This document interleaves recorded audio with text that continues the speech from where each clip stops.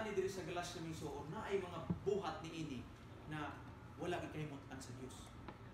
Amen. Na ay mga buhat sa isa ka tawo na wala gikahimutan sa Dios. Na kini na mga buhat mao ni ang isa sa hinungdan na kita matutal separation diha sa atong buhi nga Dios, no? Usa ingon diha sa Galatians 5:19 to 21. Sayon kaayo pag-ila sa buhat sa tawhanong kinaiya.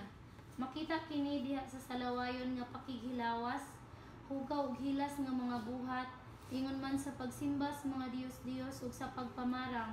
Makita usab kini sa pagdinumtanay, pagbingkil-bingkil, sa kasina, sa kapungot, sa kahakog, sa pagkabahin-bahin, pagkamasinahon, pagkapalahubog, pagkamapatuyangon sa lawas ng kaibog, ug uban pang mga butang nga sama niini.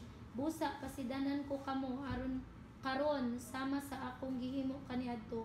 Ang magbuhat niining mga butanga walay dapit sa gingharian sa Dios. Amen. Amen. Klaro mga isuon, no? Na-absorb ko sa ato to ng mga binuhatan sa isa ka tawo. Si Paul nag-warning siya sa mga taga-Galacia, no?